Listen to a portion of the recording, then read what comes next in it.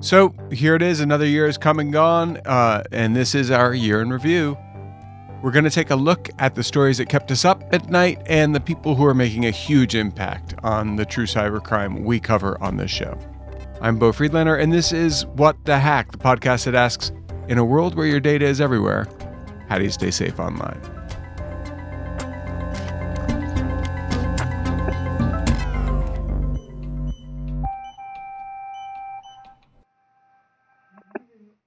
Now, there's a massive gap between what AI is promised to be and how it actually functions, at least so far. It's a space filled with complexity and, depending on who you talk to, reasons for concern. Ben Winters lives in that gap.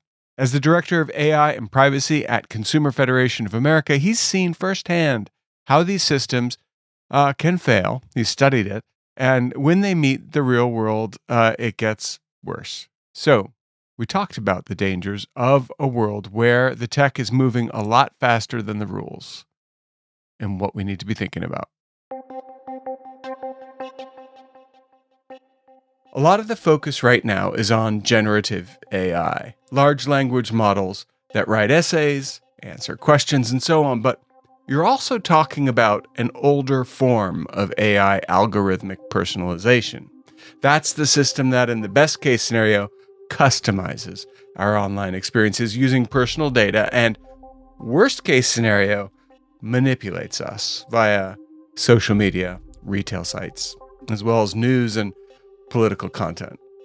These algorithms can actually shape what people believe to be true. So how is something that powerful still unregulated in the United States? And what efforts, if any, have been made to change that?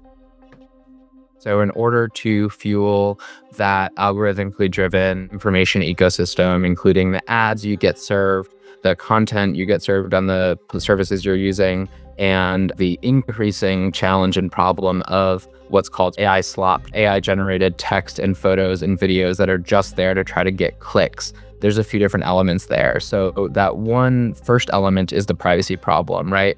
When there is very limited or no controls on the way you data about what credit card transactions you're making, what websites you're going to, what the content of your emails are, all of those things right now, including like your location through your phone, are being sold often for the purposes of advertisements, or in other cases, we've seen examples of data brokers that sell live geolocation services to people, for example, at Planned Parenthood, and selling that to a third-party advertiser, using that to target anti-abortion rhetoric. Same thing has been seen for the sale of sensitive information in other cases. There's very few limits on collecting any type of data we generate through our phone, through our card, through our location, through our any other devices, our smartwatches, whatever it is. For the most part, there are not meaningful restrictions on both primary uses and the secondary uses of that data. Primary uses referring to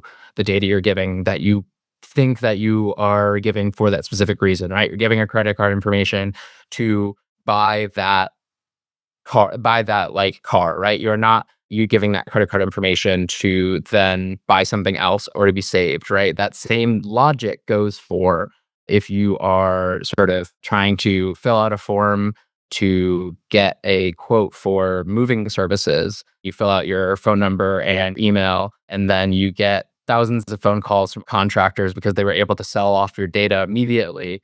That is a secondary use. They're also able to use that data and sell it for other purposes. Is the data that you mentioned earlier, including geolocation and when someone goes somewhere, which most ISPs will know because your phone's changing locations, is that data being sold to train AI as well? Or is everything fair game right now?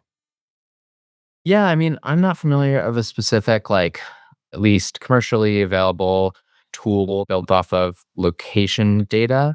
I'm not exactly sure what it would be, but there are lots of pieces of location data that are used to model out, people's, even if it's just spending habits, if it's like you go to McDonald's after going to Target, they are more likely to sell you an ad when you're at Target to go to the nearest McDonald's. There are no restrictions on what you're doing with this data in most US states right now. That's what I was getting at, is that there's a lot of raw data out there, and we're Yeah. providing it without thinking much about it on a daily basis. It exists. It's what I've clicked on. It's what phone call I made. It's where I was. It's what I bought.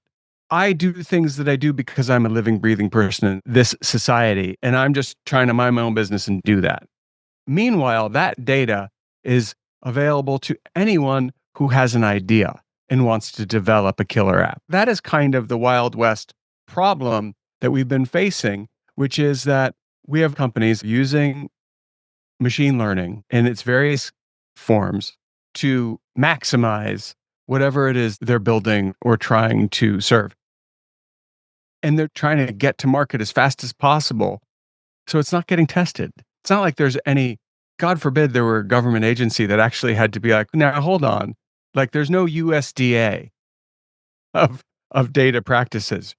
No, there's not. There's been a lot of ideas over the years of like an FDA for algorithms that you'd have to go through some pre-clearance process, show that you are doing the development of the tool responsibly, that you've thought out how it should and shouldn't be used. You've tested to see if A, it works, to see what you're saying it actually does, and B, if it has, especially when it's making decisions about people like in credit, employment, and housing, that is not having a disparate impact. There are lots of different proposals out there to try to get that. The closest thing we have to that right now is the Federal Trade Commission, which is, tasked with doing sort of everything on commerce. The FTC over the last bunch of years has done a lot of work on privacy and AI, but they're not set up with, and they're not sort of resourced enough to be able to do this for everybody. There was a law put forth by Senator Gillibrand several years ago that would have made a data protection agency part of a privacy law. It would have a dedicated group of regulators focusing on protecting people from data abuse, but that has not passed. But then with AI specifically, we've seen these companies not just resisting enforcement, they're actively trying to write the rules or just block them. So how do you see that playing out in this federal moratorium push? Yeah, I think on AI especially, right? And we've sort of gone back and forth talking about AI and privacy because they are so interrelated. But on AI especially, this moratorium is an example of how hostile the companies are to any sort of meaningful regulation. And again, it is just so galling and shocking that there was this, you can't regulate at the state level, and we are also not going to. So just that sort of boldness and the fact that it was picked up, I think, is a meaningful thing in and of itself. Moving forward, I think this is going to be an approach that's taken by Senator Cruz, Representative Obernolte, and others in potentially proposing federal AI laws that nominally regulate it in a very weak way, but include something like this moratorium provision. I think it's very clear that AI companies are scared of playing by the rules. We've seen this in copyright, environmental regulations for data center creation, and privacy and AI regulations. I think they are susceptible to being defeated, but they are very much on the offensive right now. Now, a 10-year moratorium is a remarkable thing to ask for when you consider the fact that so much can change in 10 weeks in this particular emerging sector. So is that part of the thinking here? Yeah, I think the 10-year part of it is really just a absurd type of starting point of a negotiation, I think, in their hope. We're putting out 10 years and then we can come down. Yeah. And we saw this on Saturday night when Cruz and Blackburn thought they had a deal and they brought it down to 5 years. Think about the state of different technologies in 2019 and especially in 2015. They were very different than they are now. They still needed to be controlled then, but I think part of it is you go with the bold ask and hope that we can be a reasonable compromise by banning all states from regulating AI for 5 years or 3 years, when in fact, that's really just this absurd notion. So I think that's why they started out with that sort of ridiculous number.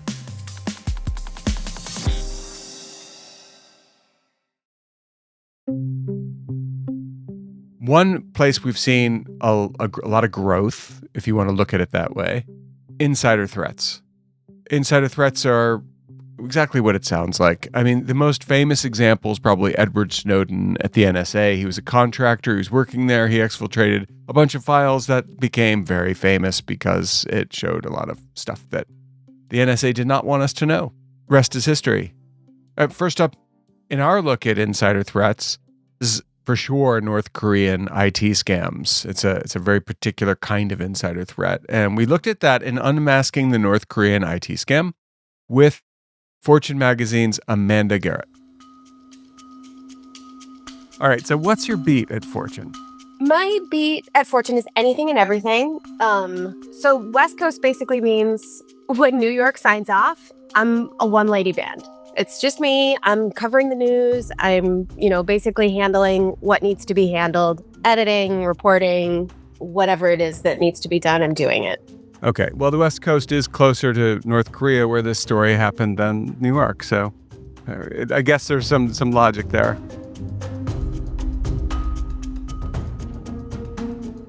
The North Korean IT worker story is my favorite story that I've written in 20 years, for sure. It is mind-blowing. I first discovered this story from late night, being solo after New York had signed off, reading an indictment of a woman named Christina Chapman, who's going to be sentenced in a couple of days. She lives outside Phoenix, just in a suburb. She was running a laptop farm. And so a laptop farm is basically something where you are willing to accept laptops that are being used by the North Korean IT workers who have stolen or rented US identities, and they're using her address. Okay, so companies thought they were hiring American remote workers. Now, as usual, they shipped out work laptops, but those Americans were actually North Korean operatives. Tell me more about Chapman. So she had dozens of laptops at her house outside Phoenix. She's collecting a fee per laptop every month, and she's also taking their salaries and then remitting that US currency to the North Korean IT workers, who then they take the money, and it's either laundered on site or it's laundered elsewhere, and then it goes back to North Korea. Did you just stumble on this story, or have you been working on it? I have been on this for a while. It's been kind of building and building. The FBI has had most wanted lists up of all of these North Korean IT workers for a long time. How long are we talking about? We're talking about I think 2 years, but there have been sort of the indictments became more well known when they started indicting the American accomplices last year. So this was the Christina Chapman indictment. A woman in her 40s outside Phoenix somehow got involved in this scheme.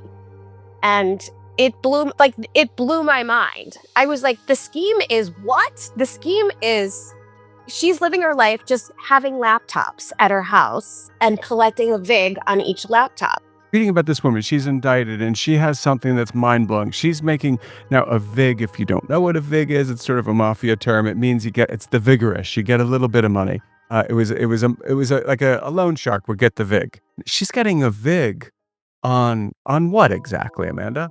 She's getting a VIG per laptop. So she's getting a fee per laptop, and then because she's also handling their salary, right? So she's opening bank accounts where they are getting paid by American Fortune 500 companies. And she is getting their salary and then making sure that they are getting their money, the guys who are doing the actual work. So you have software in your house, you're uploading software so that they can log in remotely. They do legitimate work. They're doing legitimate work, dialing in remotely through these laptops. This is the weaponization of remote work by the Democratic People's Republic of Korea. This is the weaponization of remote work by North Korea. How is it that anyone in the United States can be sending U.S. currency to North Korea and not get flagged? That's a great question, because North Korea has been under heavy financial sanction for a very long time. The way the scheme has been described to me and the way it's been laid out in the indictments is that the American accomplices are sending currency through the use of like a payment app. And there are a couple of choice apps so the North Korean IT worker who defected after being involved in the scheme has told me that some of the apps that they have used have been Payoneer, PayPal, and then they also they are heavily involved in crypto. So Yeah, and that was one of the things I got from, the later indictments. In Hertzberg's indictment, he said that there was a lot of money being moved around by smart contract. And as far as I understand, smart contracts are crypto related. And they were sending, at the time of their thefts, this group had sent almost $1 million, $900,000. But what's $100,000 between people funding? And we haven't even gotten to that yet. Funding North Korea's nuclear program. Am I right about that? yeah, it's the nuclear program. Kim Jong-un has been open about how he feels like the future of the Democratic People's Republic of Korea is going to be through nuclear weapons development, ballistic missile. And they are able to do a lot of this on the cheap, is what I have understood. There are a lot of ex-military guys out there who are DPRK IT worker hunters. They track these guys all over and expose them. Because they're not stealing money. They're not stealing crypto because they want to get Lamborghinis and Birkenbacks. They are developing nuclear weapons. For North Korea. That is North Korea, yeah.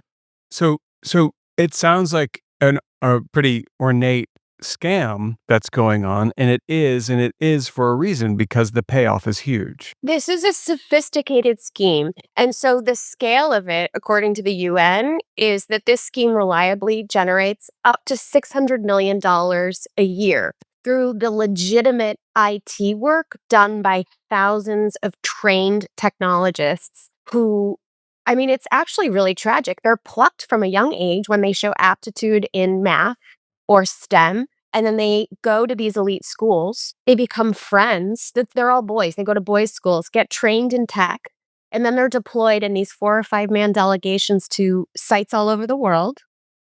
And then they're almost in competition with each other. They have to meet these quotas. The quotas, were doubled during COVID from $5,000 a month to $10,000 a month. And so they have to make all this money every single month, or they face punishment, or their families face punishment. It's actually really sad. And the other thing itself that's important to remember here is that the way this was explained to me by a guy named Michael Barnhart, who is at DTEX, and he's been sort of the face of explaining this to the government, to media, to everybody, is that they are very involved in doing things that are so far below giving a damn about that you don't really realize it. But when you have 3,500 people doing the scheme, they are involved in everything. I mean, one tech founder told me that he does not interview people for jobs until they agree to say something negative about Kim Jong-un, because 90 to 95% of the resumes that he gets from job applicants are North Korean IT workers.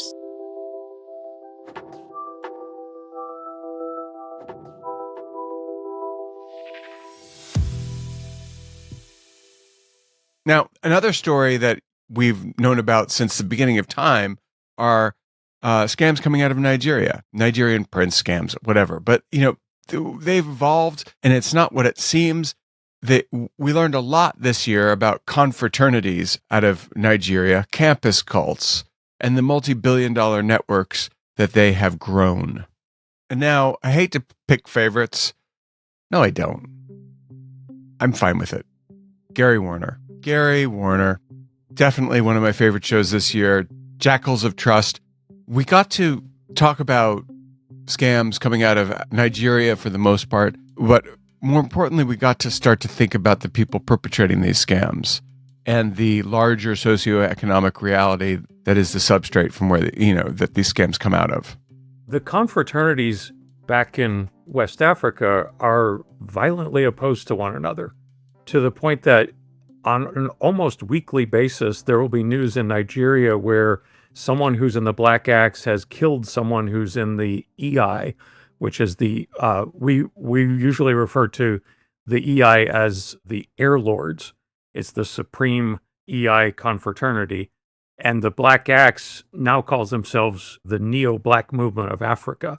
Mm-hmm. Each of these organizations has their roots in university settings, but they're referred to by the locals as cultist organizations because there's a very present spiritual world in West Africa where there is a great belief among well-educated people that your spirits and ancestors have a impact on what's going on in the current world.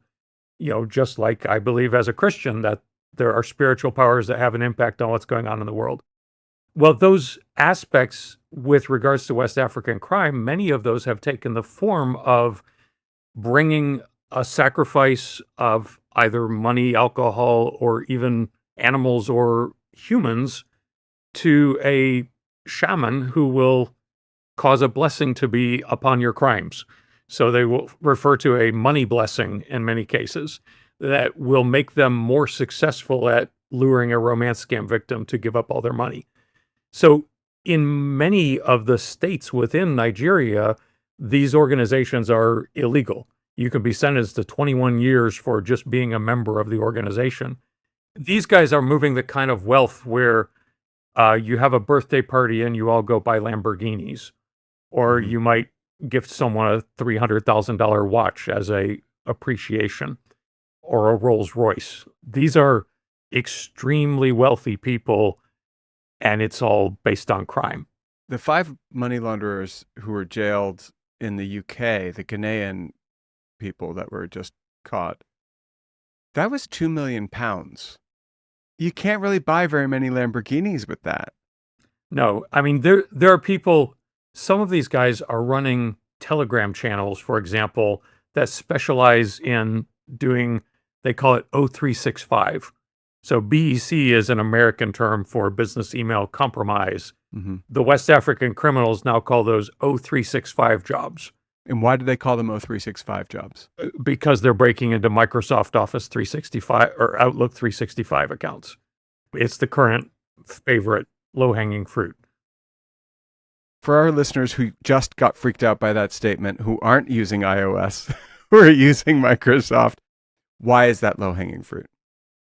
Well, because you've outsourced your email management to the cloud, it makes it accessible more easily from anywhere in the world. So it's just a simple structural problem that they have, Yeah. or a structural situation that's being exploited. Yeah, and the thing about an 0365 account is it's very often the case then that the email and password that are used to get into the email account are also used for other things within the organization. So if you've implemented single sign-on and part of that sign-on gets you into an email account out in the cloud, now there's credentials that can pass through.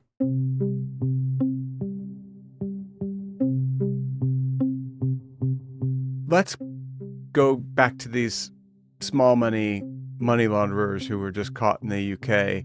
If that's small money, who are they connected to, and what is the ecosystem they're involved with? So with those type of individuals, we don't know which confraternity they may have been linked to, but the methodologies are being shared widely these days, often in Telegram channels. And so, for example, the channel I mentioned that was doing the 0365 jobs, he'll give instructions and tutorials, and they will refer to the people that they're scamming in a romance scam as their client. And more recently, they've stopped using the word client and they just say CL. And that means your client is the person that you're having the fake romance with. And they'll provide what are called formats. A format is a cut and paste romantic conversation that you can have, where if your English isn't advanced enough to woo a woman over the internet, just cut and paste these messages. And they'll provide sometimes 20 and 30 page long formats. How do I have conversations pretending to be a sailor? How do I have conversations pretending to work on an oil rig? And it'll be called something like soldier format or oil rig format. And they'll make recommendations on what are some of the conversation points you might have. But then these formats will also then have what type of emergency might you have as an oil worker or oil rig worker that would cause the need for money to be sent. And it's all just cut and paste through the format. We've often had situations where a romance scam victim will start to tell us something and we'll say, did it look like this? And we can send them the exact paragraph that word for word is what they've just received. So they'll set up a dating profile using a stolen photograph. And as soon as they engage with the person, they'll try to move them off platform, usually to WhatsApp. And then they'll start romancing them. And eventually, though, there will be some crisis. And there's so many scripts that we've seen repeated over and over and over. One is of a gemologist who's working in Turkey, and he's found this rich source of some rare gem, and his equipment has broken, and now he's not going to be able to finish the job, and someone will come in and take over the mine. He just needs $40,000 to get his piece of equipment repaired.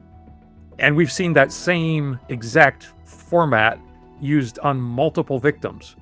So we don't know the particular format that was being used by these guys or which formats they were, but there are rich collections that are freely shared between them.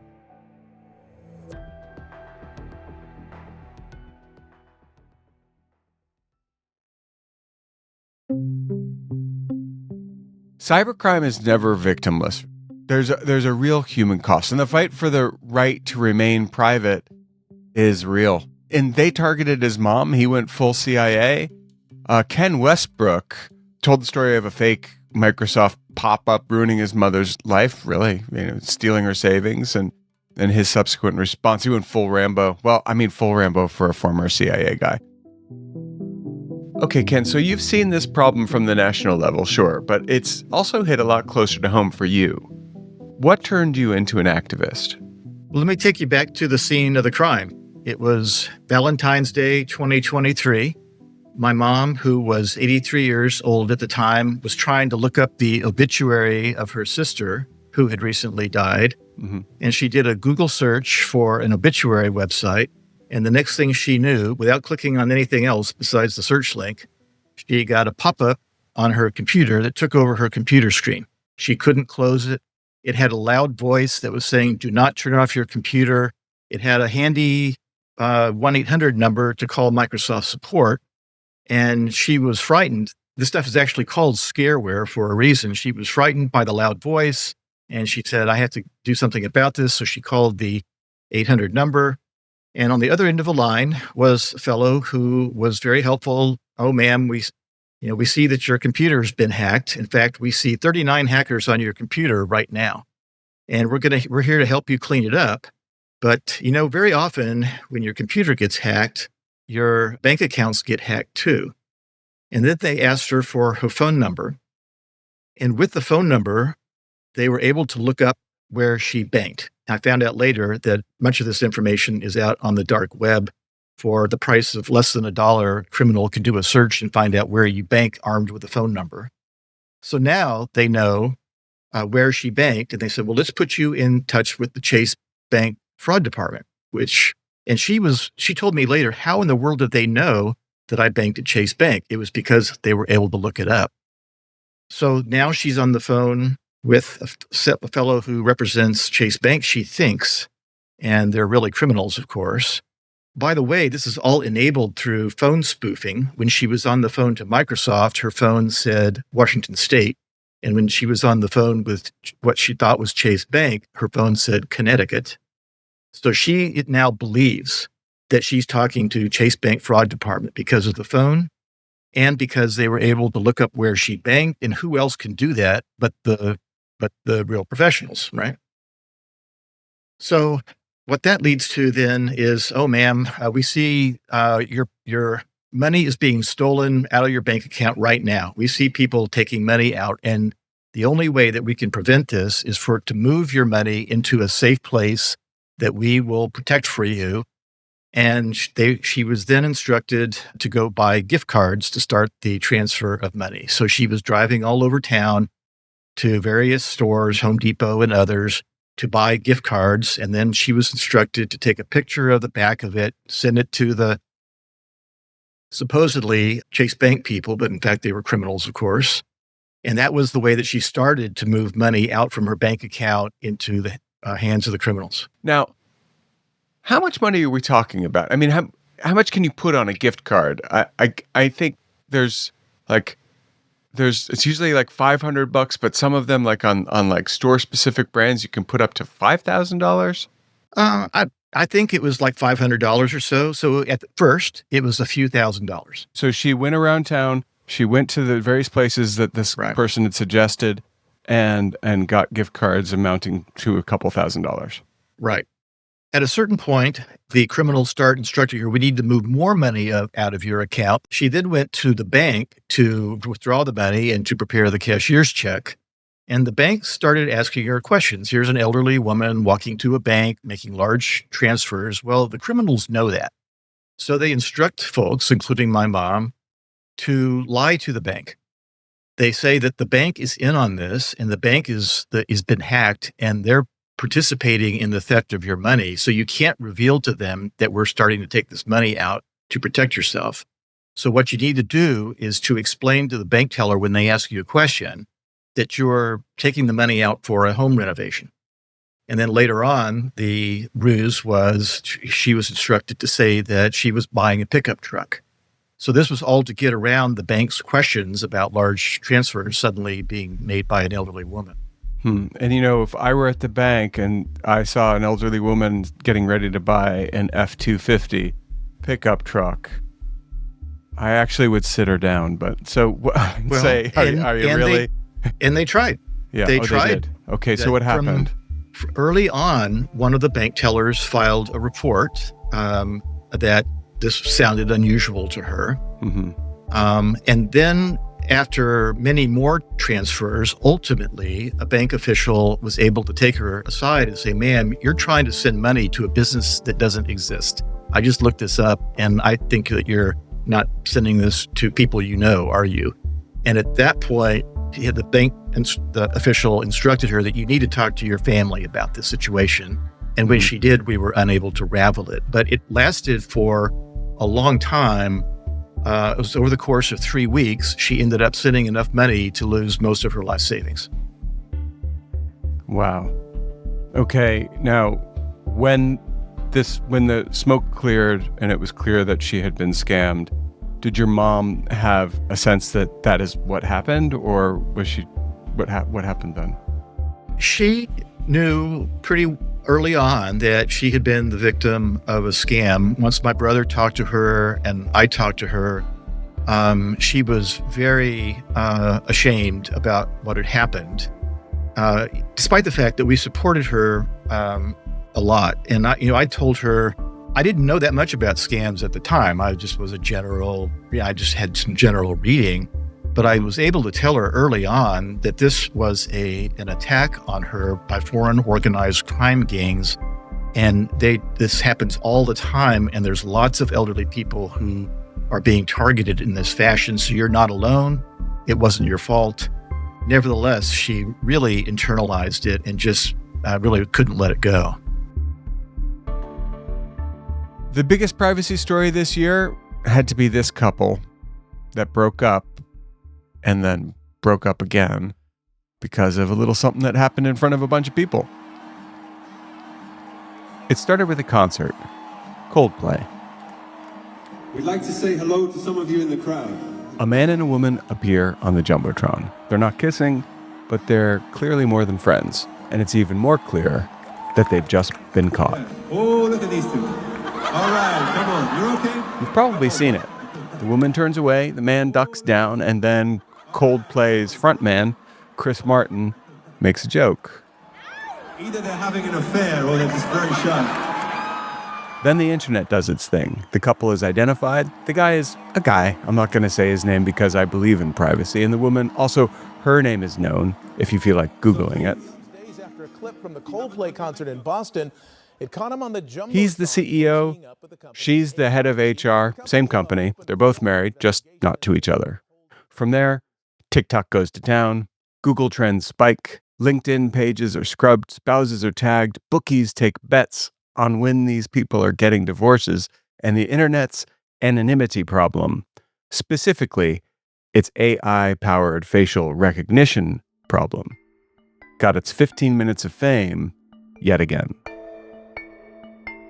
In Coldplay Couple and the End of Anonymity, we revisited an episode with Kashmir Hill, the New York Times reporter, and looked at that viral concert moment and the reality of how quickly they were re-identified, de-anonymized. Not that they were anonymous. And, are they anonymous at all if they're on a Jumbotron? You went to a concert, there's a camera, probably a note somewhere saying that's going to happen.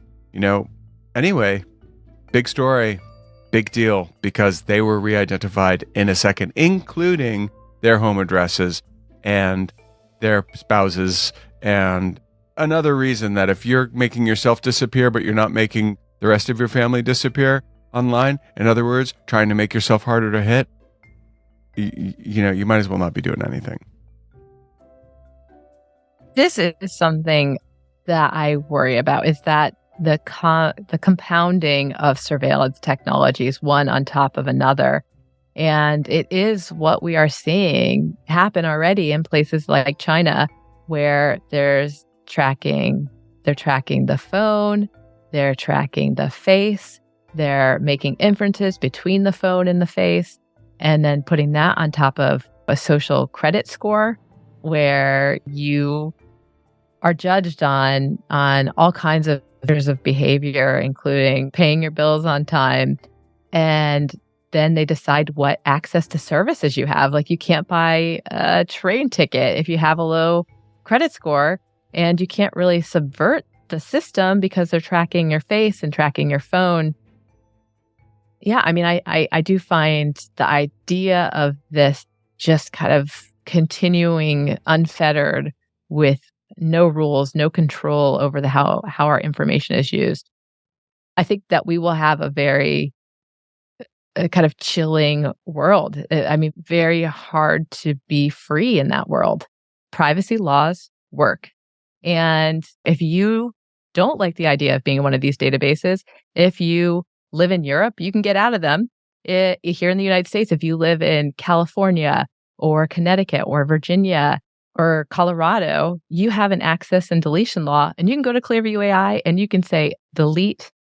I want to see my report. I want to see what you have on me, and I want you to delete my face. And, in Illinois, it looks like Clearview probably violated the law there. Privacy law, sometimes people are very resigned about technology and they say, there's nothing we can do. It's taking our privacy. And it is not true. There's many ways in which we have constrained technologies. We passed wiretapping laws, and that's why the millions of surveillance cameras that surround us in the United States only record our images and don't record our conversations. There is something that you can do on the individual level. If you're so lucky to live in one of those states, you can delete yourself. But at more systemic level, we need to pass laws. That is how you decide what happens with technology.